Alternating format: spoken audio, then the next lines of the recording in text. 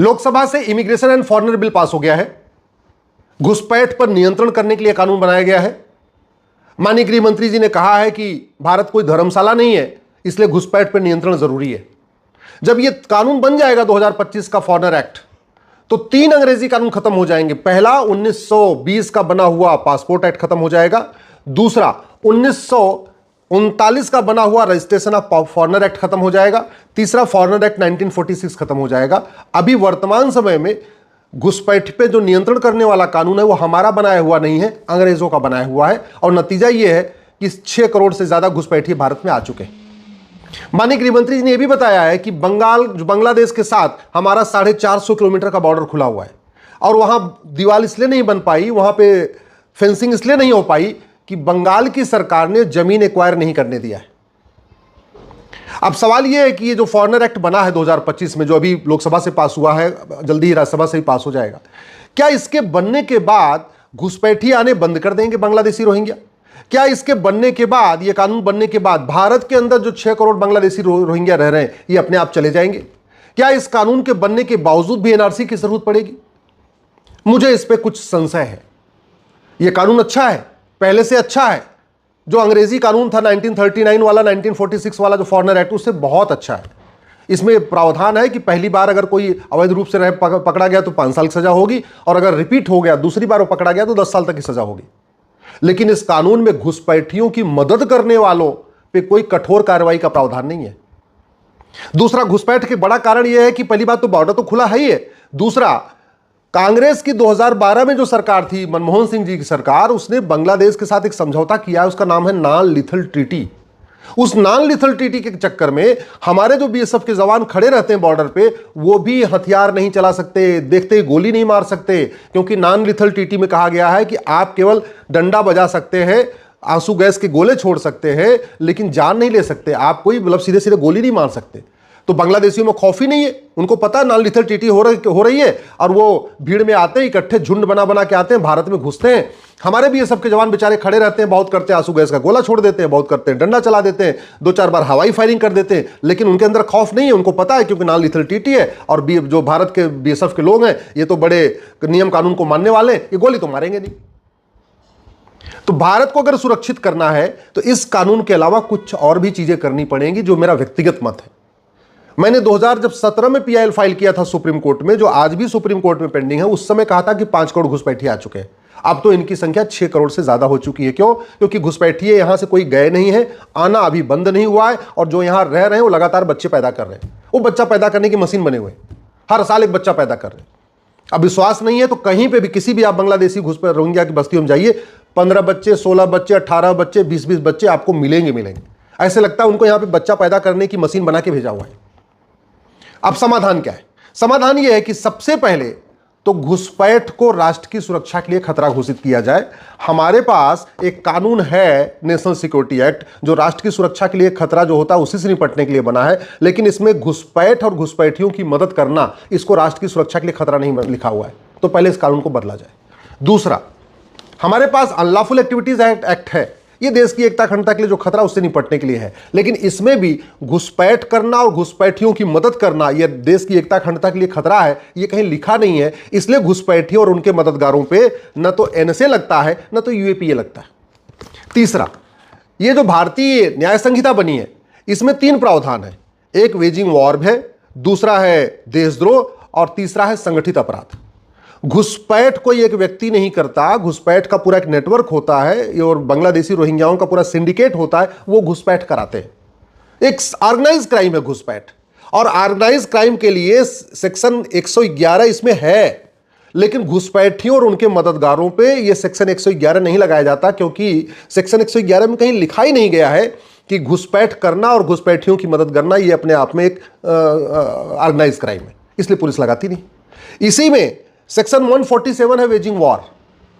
घुसपैठ अपने आप में इनडायरेक्ट वॉर है, भारत के संसाधनों पे कब्जा करने के लिए घुसपैठ करवाई जा रही है, लेकिन न घुसपैठियों पे वेजिंग वॉर की धारा लग रही है, न घुसपैठियों के मददगारों पे लग रही है। क्यों? क्योंकि सेक्शन 147 में हमने घुसपैठ को वेजिंग वॉर डिक्लेयर नहीं किया।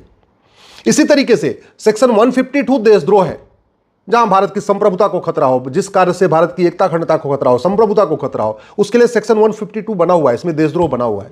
लेकिन घुसपैठियों और उनके मददगारों पे देशद्रोह नहीं लगता है, क्योंकि हमने 152 में, सेक्शन 152 में घुसपैठ को देशद्रोह घोषित नहीं किया। तो अगर घुसपैठियों पे खौफ पैदा करना है, अगर हम चाहते हैं कि घुसपैठी अपने आप भागना शुरू कर दें, तो सबसे पहले हमें घुसपैठ को राष्ट्र की सुरक्षा के लिए खतरा घोषित करना पड़ेगा और घुसपैठियों और उनके मददगारों पर एनएसए लगाना पड़ेगा। घुसपैठ को देश की एकता अखंडता के लिए खतरा घोषित करना पड़ेगा और घुसपैठियों उनके मददगारों पर यूएपीए लगाना पड़ेगा। घुसपैठ को वेजिंग वॉर डिक्लेयर करना पड़ेगा, देशद्रोह घोषित करना पड़ेगा, एक ऑर्गेनाइज क्राइम डिक्लेयर करना पड़ेगा। और जो बीएनएस है, इसका जो प्रोविजन है सेक्शन 111, सेक्शन 147, सेक्शन 152, इसको घुसपैठियों और उनके मददगारों पे लगाना पड़ेगा। सवाल यह है कि घुसपैठियों पे कार्रवाई करेगा कौन? कार्रवाई करती है पुलिस। और जो पुलिस वाला कानून है 1861 वाला चल रहा है, जो मैकाले ने बनाया था, अंग्रेज बना के गए थे। इस कानून के कारण पुलिस सत्ता की गुलाम बनी हुई है। जो गृह मंत्री जी ने संसद में कहा है कि वहां पे बंगाल में घुसपैठिए केवल आते ही नहीं है, बल्कि बंगाल में घुसपैठियों को सारे डॉक्यूमेंट भी बन रहे, और बंगाल में जो बंगाल की पुलिस है वो घुसपैठियों पे कार्रवाई नहीं कर रही है। इसके पहले जब वामपंथियों की सरकार थी तब भी वहां की पुलिस ने घुसपैठियों पे कार्रवाई नहीं किया। अभी टीएमसी की सरकार है तब भी जो पुलिस है वो घुसपैठियों पे कार्रवाई नहीं कर रही। क्यों? क्योंकि 1861 के पुलिस एक्ट के कारण पुलिस सत्ता की गुलाम है। हमारे पास one nation one police code है नहीं, एक यूनिफॉर्म पुलिस कोड है नहीं कि पूरे देश की पुलिस स्वतंत्र हो, निष्पक्ष हो और एक तरीके से काम करे, घुसपैठियों के खिलाफ काम करे, घुसपैठियों की मददगारों के खिलाफ काम करे। वो तभी हो सकता है जब यूनिफॉर्म पुलिस कोड हो। इस कानून जब तक है तब तक पुलिस सत्ता की गुलाम रहेगी। जो सरकार चाहेगी, जो पॉलिटिकल पार्टी चाहेगी, जो मुख्यमंत्री चाहेगा, वही पुलिस करेगी, क्योंकि उनके भी बाल बच्चे हैं। अगर मान लीजिए घुसपैठियों पे कार्रवाई कर दे और सरकार को नागवार गुजरा, पॉलिटिकल पार्टी को नागवार गुजरा, रातों रात उठा के ट्रांसफर कर देंगे। तो पुलिस को भी एक रक्षा चाहिए, उनके अंदर भी एक स्वतंत्रता चाहिए, उनके अंदर भी जो भय बना हुआ है कि मेरा कार्रवाई करते ही मेरा ट्रांसफर हो जाएगा, वो तब निकलेगा जब ये 1861 का पुलिस एक्ट खत्म होगा। घुसपैठियों के जो डॉक्यूमेंट क्यों बन रहे हैं? घुसपैठियों के डॉक्यूमेंट इसलिए बन रहे हैं क्योंकि फर्जी आधार बनाना, फर्जी राशन कार्ड बनाना, फर्जी ड्राइविंग लाइसेंस बनाना, फर्जी बर्थ सर्टिफिकेट बनवाना, फर्जी एज सर्टिफिकेट बनवाना, फर्जी डेथ सर्टिफिकेट बनवाना, कोई भी फर्जी डॉक्यूमेंट बनाना और बनवाना गंभीर अपराध नहीं है। तो उसके लिए आपको फर्जी डॉक्यूमेंट पे एक चैप्टर जोड़ना पड़ेगा, यानी भारतीय न्याय संहिता में एक चैप्टर जोड़ना पड़ेगा ऑफेंस रिलेटिंग टू इन्फिल्ट्रेशन, और एक चैप्टर जोड़ना पड़ेगा फर्जी डॉक्यूमेंट को, एक चैप्टर जोड़ के फर्जी डॉक्यूमेंट बनाने और बनवाने को गंभीर अपराध घोषित करना पड़ेगा। घुसपैठियों का मुकदमा लंबा इसलिए चल रहा है कि उनको बड़ी फंडिंग आ रही है। और फंडिंग कैसे आ रही है? हवाला के जरिए आ रही है। हवाला क्यों चल रहा है? क्योंकि हवाला विरोधी कानून हमारा वहां घटिया है।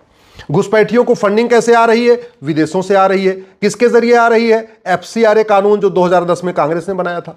तो हमने जब तक हम ये हवाला विरोधी कानून खत्म करके नया कानून नहीं बनाएंगे और एफसीआरए जो विदेशी फंडिंग कराने के लिए कांग्रेस ने बनाया, इसको खत्म नहीं करेंगे, तब तक फंडिंग नहीं रुकेगी, और फंडिंग नहीं रुकेगी तो घुसपैठ नहीं रुकेगी। घुसपैठियों की और जो बड़ी फंडिंग आती कैसे आती है? ड्रग के कारोबार से आती है। जो भारत में पूरा ड्रग का कारोबार चल रहा है, जिसके जरिए पूरे लड़के और लड़कियों को पूरी तरीके से बर्बाद किया जा रहा है, वो जो ड्रग के कारोबार से पैसा आता है उससे घुसपैठियों को फंडिंग होती है। और वो ड्रग का कारोबार क्यों चल रहा है? क्योंकि नशा तस्करों को फांसी देने, उनकी प्रॉपर्टी जब्त करने, उनकी नागरिकता खत्म करने के लिए हमारे पास कोई कानून ही नहीं है। तो हमें वास्तव में अगर घुसपैठ रोकना है तो ड्रग स्मगलिंग भी रोकना पड़ेगा, क्योंकि सारी फंडिंग ड्रग स्मगलिंग से हो रही है, और वो तभी रुकेगी जब आपका ये एनडीपीएस एक्ट भी खत्म किया जाए और नया कानून बनाया जाए।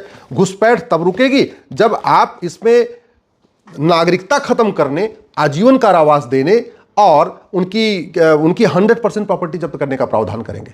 घुसपैठ तब रुकेगी जब घुसपैठियों का narco polygraph brain mapping test होगा और टेस्ट करके पता किया जाएगा उनके कौन कौन मददगार हैं। अल्टीमेटली घुसपैठी आ कैसे रहे?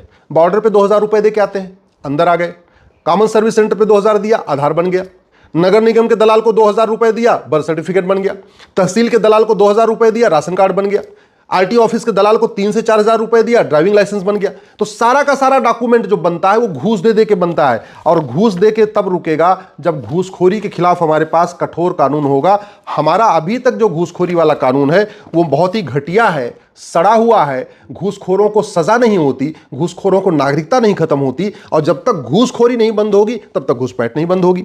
घुसपैठ जब तक काला धन नहीं बंद होगा तब तक घुसपैठ नहीं बंद होगी, और काला धन तब बंद होगा जब ये ब्लैक मनी वाला कानून बदलेगा। जब तक ये बेनामी लेन देन नहीं रुकेगा तब तक घुसपैठ नहीं बंद होगी, और बेनामी लेन देन तब रुकेगा जब ये कानून बदलेगा बेनामी लेन देन वाला। जब तक घुसपैठी और उनके मददगारों की नागरिकता नहीं खत्म होगी तब तक भी खौफ नहीं पैदा होगा, और खौफ नहीं पैदा होगा तो जो भारत में घुसपैठी रह रहे हैं ये जाएंगे नहीं, ये जाएंगे तभी जब ये कानून बदले जाएंगे। घुसपैठी आते हैं जंगलों में जाके छिप जाते हैं, क्यों? क्योंकि हमारा जो जंगल वाला कानून है 1927 वाला चल रहा है, जो फॉरेस्ट एक्ट है 1927 का है। तो जंगलों में अवैध रूप से बसना, अवैध रूप से रहना, ये कोई सीरियस क्राइम नहीं है। इसलिए मैं कहता हूं इस फॉरेस्ट एक्ट को भी बदलना पड़ेगा। और सबसे बड़ी बात ये, हमने आर्म्स एक्ट बना के भारत के लोगों को निहत्था बना रखा है।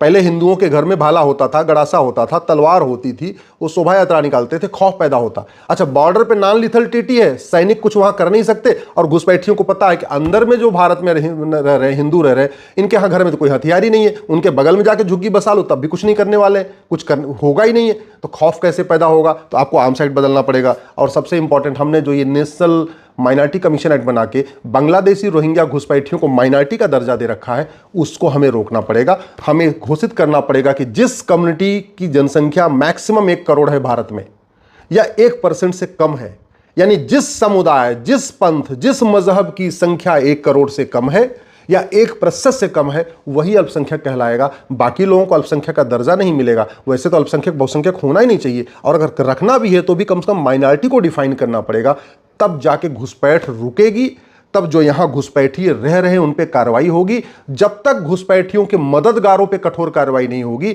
घुसपैठियों में कानून का खौफ नहीं पैदा होगा, तब तक न वहां से आना बंद होगा न यहां से जाना शुरू होगा। इसलिए मेरा माननीय गृहमंत्री से निवेदन है, प्रधानमंत्री से निवेदन है, इन कानूनों को बदलिए। वर्तमान जो कानून बदले गए उसका मैं स्वागत करता हूं, सरकार को धन्यवाद देता हूं, लेकिन यह पर्याप्त नहीं है। इससे न घुसपैठियों का आना बंद होगा न घुसपैठिए जाना शुरू करेंगे।